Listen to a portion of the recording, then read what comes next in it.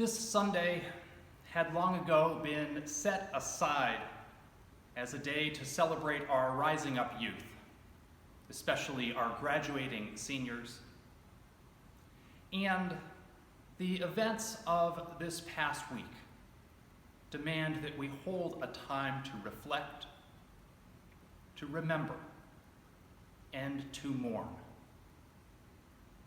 So we hold in our hearts the life of George Floyd.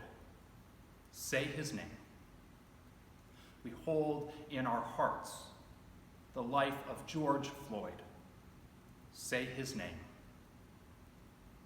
He was a child of God. His life mattered. He was a precious child of God.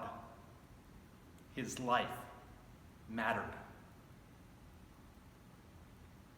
He lived within a world that told him his life did not matter, a system that over and over and over again, for more than 400 years, has said that lives like his could be bought and sold, could be taken at any time, for any reason, or for no reason.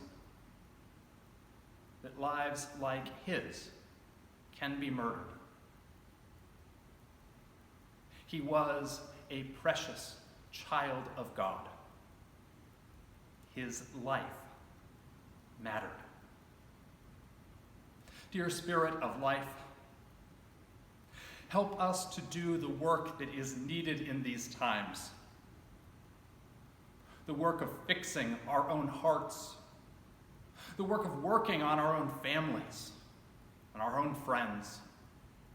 The work of working on our schools, our workplaces, our community, our city, our government, our church.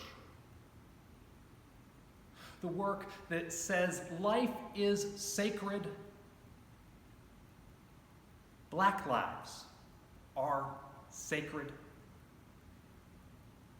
As the streets fill with tears and shouts and justifiable anger, help us to resist the dehumanizing and idolatrous urge to take our focus away from life.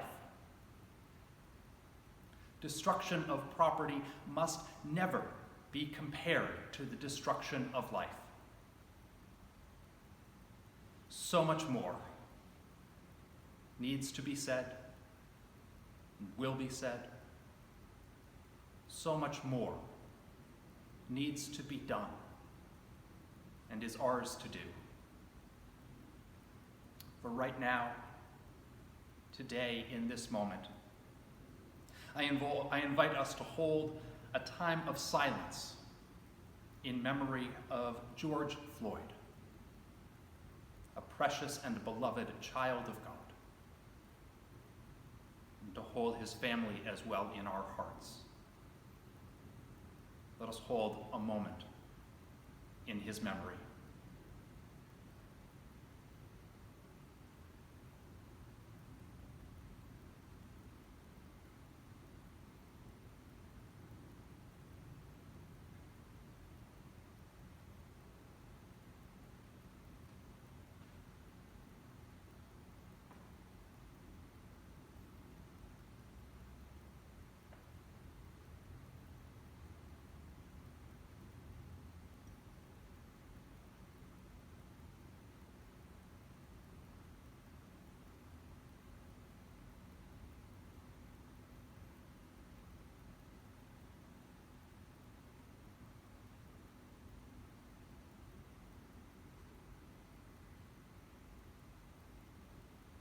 Amen.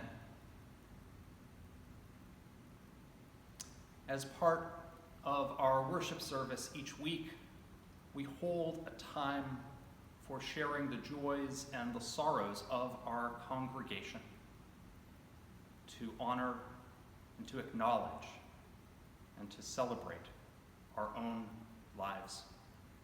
This past week, several members of the church wrote to me asking me to place stones. The first stone is placed this morning. It's a stone of gratitude for our music director, Glenn Merbach, and for all of the work that went into creating that fantastic music gala, You, Our Family, that we enjoyed last night. Thank you, Glenn. Second stone is placed for Nathan Kasiba. Nathan is delighted to be able to announce that last weekend he got engaged to Kelly Taylor. Proposed and got engaged.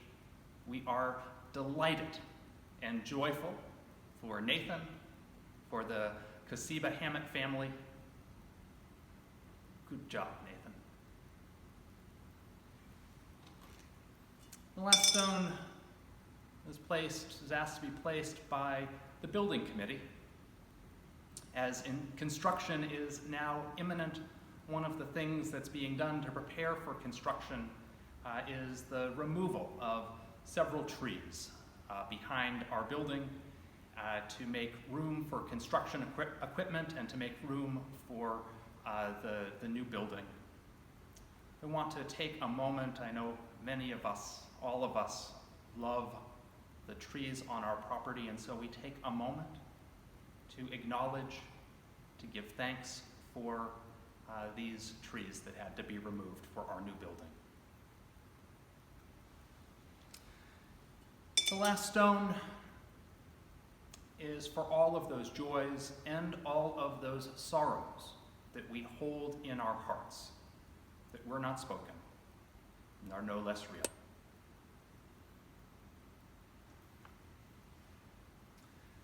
I invite you to join me in the words by which we extinguish the chalice. We extinguish this flame, but not the light of truth, the warmth of community, or the fire of commitment.